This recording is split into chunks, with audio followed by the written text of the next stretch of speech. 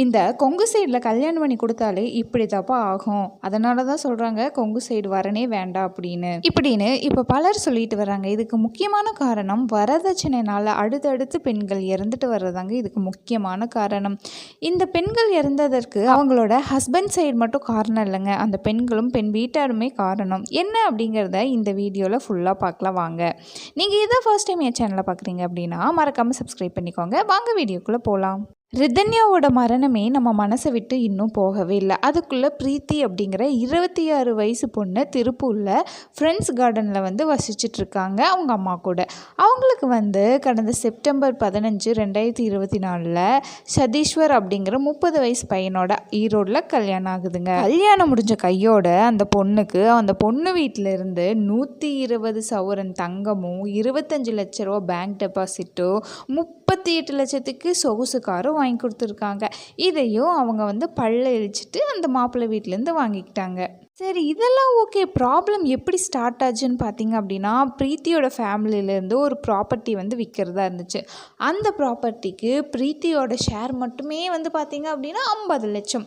மாப்பிள்ளை வீட்டிலேருந்து டெய்லியும் டார்ச்சர் போய் உன்னோட ஷேரை வாங்கிட்டு வா, நம்ம ஃபேமிலிக்கு வேணும் டார்ச்சர் பண்ணியிருக்காங்க. இது மட்டும்தான் டார்ச்சர் பண்ணாங்களா? இதுக்காக வாட சூசைட் பண்ணாங்க அப்படின்னு கேட்டிங்க அப்படின்னா இல்லைங்க. இந்த கல்யாணம் முடிஞ்ச கையோட அந்த பொண்ணோட பணம் நகை எல்லாத்தையுமே மாப்பிள்ளை வாங்கிக்கிட்டாரு. ஒழுங்கு ஒரு வேலைக்கு போகிறது இல்லை, நல்லாவும் பார்த்துக்கிறது இல்லை. ஸோ இவளுக்கு தொடர்ந்து மீண்டும் அவனோட ஷேர் வாங்கிட்டு வான்னு இவங்க டார்ச்சர் பண்ணுறது இவளுக்கு ரொம்ப ஒரு அப்செட்டாக இருந்திருக்கு. அதனால் பிரீத்தி என்ன பண்ணியிருக்காங்க அப்படின்னா July 11, 2025 அவங்க அம்மா வீட்டுக்கு கிளம்பி போயிடுறாங்க. போதுண்டா சாமி உங்கூட வாழ்ந்தது அப்படின்னு சொல்லிட்டு கிளம்பிடுறாங்க. கிளம்புனதுக்கப்புறம் அங்கேயே தான் ஒரு மாதம் இருந்திருக்காங்க. அப்புறம் ஒரு நாள் அவங்க அம்மா இல்லாத டைம் அவங்க இந்த விபரீத முடிவு ரூமை சாத்திட்டு தூக்கு போட்டு இறந்துட்டாங்கங்க. இறந்த பிரீத்தியோட உடம்ப போஸ்ட்மார்ட்டம் பண்ணி அவங்க ஃபேமிலிக்கு கொடுக்கும்போது அவங்க ஃபேமிலியில் யாருமே வாங்கலை, ஃபேமிலியே வாங்க மறுத்துருச்சு. என்ன சொல்கிறாங்க அப்படின்னா, இந்த பிரீத்திங்கிற எங்கள் மக இறந்ததுக்கு காரணம் டவுரி பிரச்சனை தான், வரதட்சணை கொடுமை தான், அவங்க ஹஸ்பண்ட் சைட்லேருந்து கொடுத்த டார்ச்சர்னால தான் இவ இறந்தா. இதுக்காக நீங்கள் அவங்க எல்லாத்தையும் அரெஸ்ட் பண்ண மட்டும்தான் நாங்கள் பாடியை வாங்குவோம்னு சொல்லிட்டு போலீஸ் பிரீத்தியோட ஹஸ்பண்ட் சதீஸ்வர், அவரோட மாமனார் விஜயகுமார், அவரோட மாமியார் உமா அப்படிங்கிற எல்லாத்தையுமே அரெஸ்ட் பண்ணி போலீஸோட காவலில் வச்சிருக்கிறதா நமக்கு இன்ஃபர்மேஷன் கிடைச்சிருக்கு. மோகனம் சுந்தரம் அப்படிங்கிறவங்க தான் இதை எடுத்திருக்காங்க. இவங்க இனிமேல் விசாரிக்கிறதுல தான் என்ன அப்படிங்கிறது நமக்கு கிளியராக தெரியும். இந்த பொண்ணு நிஜமாலுமே ஒரு தப்பான முடிவு தாங்க எடுத்திருக்காங்க. இன்னும் கொஞ்சம் போல்டாக யோசிச்சிருந்தா, அவங்க பெற்றவங்க 26 வருஷம் கஷ்டப்பட்டு படிக்க வச்சு வளர்த்திருக்காங்க இல்லையா, அவங்களுக்குன்னு கொடுத்த ஒரு எஜுகேஷன் குவாலிஃபிகேஷன் இருக்கும் இல்லையா. நீ மாப்பிள்ளை வீட்லேயும் இருக்க வேண்டாம், பொண்ணு வீட்டில் உன் வீட்டில் கூட நீ இருக்க வேண்டாம், உன் சொந்த காலை நம்பி நீ வெளியே இறங்கி போய் நீ சம்பாரித்து உன் லைஃப்பை நீ பார்த்துட்டு போயிருக்கலாம் இல்லையா.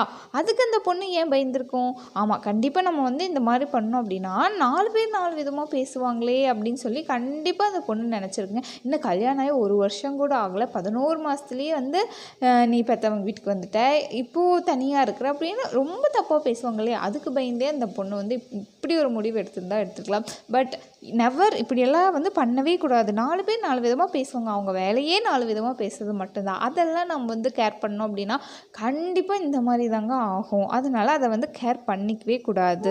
பேரண்ட்ஸ் தான் பொண்ணு கோச்சிட்டு வீட்டுக்கு வந்துட்டா அப்படின்னா அவளை கன்வின்ஸ் பண்ணி அட்ஜஸ்ட் பண்ணி போய்க்கோ, அப்படித்தான் இருக்கும், கொஞ்சம் அட்ஜஸ்ட் பண்ணிக்கோ, அம்மாலாம் இல்லையா நான்லாம் அட்ஜஸ்ட் பண்ணி இல்லையா அப்படின்னு தயவு செஞ்சு சொல்லவே சொல்லாதீங்க.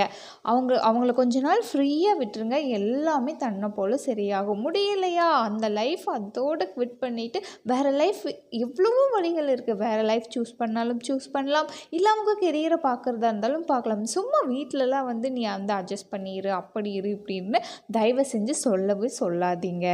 அதனால் கூட இப்படி ஒரு விபரீத முடிவை அவங்க எடுக்கலாம். அடுத்தது நம்ம பொம்பளை பிள்ளைங்களை இப்படி இருக்கணும் அப்படி இருக்கணும்னு சொல்லி கொடுத்தெல்லாம் வளர்த்தக்கூடாதுங்க. ஆம்பளை பசங்களுக்கு தான் இனி சொல்லி கொடுத்து வளர்த்தணும்.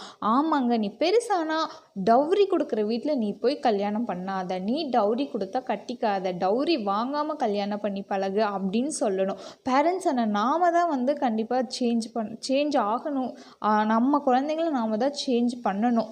அதோட நீங்கள் டவுரிங்கிற ஒரு விஷயத்தை வந்து கொடுக்கவே கொடுக்காதீங்க. உங்கள் பொண்ணுக்கு ஆசைப்பட்டு கொடுக்குறீங்களா, ஒரு அளவு தான் எல்லாமே. அவங்க ஆசைப்பட்டு எவ்வளோ போடுறாங்களோ போட்டுக்கிட்டோம், அவ்வளோதான். நீங்கள் வந்து 100 பவுன் 200 பவுன் இப்படிலாம் போட்டு கொடுக்கவே கொடுக்காதீங்க. அதனால கூட இந்த மாதிரி முடிவுகள் வந்து நடக்கலாம். உங்கள் பெல்ட்டில் மட்டும்தான் இப்படியெல்லாம் நடக்குதான்னு பார்த்தீங்கன்னா சத்தியமாக கிடையாதுங்க. எல்லா கேஸ்ட் எல்லா பக்கம் ஒவ்வொரு டிஸ்ட்ரிக்ட்லேயுமே வந்து இந்த பிரச்சனை டவுரி அப்படிங்கிறது வீட்டுக்கு வீடு இருந்துக்கிட்டே தான் இருக்குது. ஒவ்வொரு சிலது வெளியே வந்துடுது, ஒரு சிலது வெளியே வர்றதே இல்லை. இன்னும் சீர்னு வந்து நம்ம மக்கள் டவுரின்னு செஞ்சுக்கிட்டே தான் இருக்காங்க. ஆனால் அது எல்லாமே வந்து லிஸ்ட்டில் வராத டவுரிகள். அதனால் கொங்கு பெல்ட்டில் தான் இருக்குது அப்படின்னு சொல்லிட்டு யாருமே வந்து தப்பாக சொல்லிடாதீங்க. எல்லா வீட்லேயும் எல்லா ஊர்லேயும் நடந்துக்கிட்டே தான் இருக்குது. கலப்பு திருமணம் பண்ணால் மட்டும் இது வந்து மாறப்போகிறதே கிடையாதுங்க. நீங்கள் எந்த திருமணம் பண்ணாலும் ஆசைப்பட்டு ஒரு பொண்ணை வளர்த்து ஆளாக்கி அவளை கல்யாணம் கொடுக்கும்போது நல்ல பையனான்னு பார்த்து கல்யாணம் பண்ணுங்கள். கலப்பு திருமணம் அதே கேஸில் பண்ணுற அதெல்லாம் அவங்களோட பர்சனல் இஷ்யூ தான். ஸோ கேர்ள்ஸான நாம தான் வந்து என்றைக்குமே வந்து போல்டாக எதையுமே வந்து ஃபேஸ் பண்ணணும். கோலத்தனமாக தற்கொலை பண்ணிக்கிறதுனால எதுவுமே கிடைக்க போகிறது இல்லைங்க. இழப்பு நம்மளை பெற்றவங்களுக்கு மட்டும்தான். அதை வந்து எல்லோரும் புரிஞ்சுக்கோங்க. இதோட இந்த வீடியோ முடிஞ்சது. வீடியோ பிடிச்சது அப்படின்னா மறக்காமல் லைக் பண்ணிவிட்டு நீங்கள் இதை என்ன நினைக்கிறீங்க அப்படிங்கிறத கமெண்ட் பண்ணுங்கள். உங்கள் ஃப்ரெண்ட்ஸ் அண்ட் ஃபேமிலிக்கு ஷேர் பண்ணி விடுங்க. தேங்க்யூ ஃபார் வாட்சிங் திஸ் வீடியோ.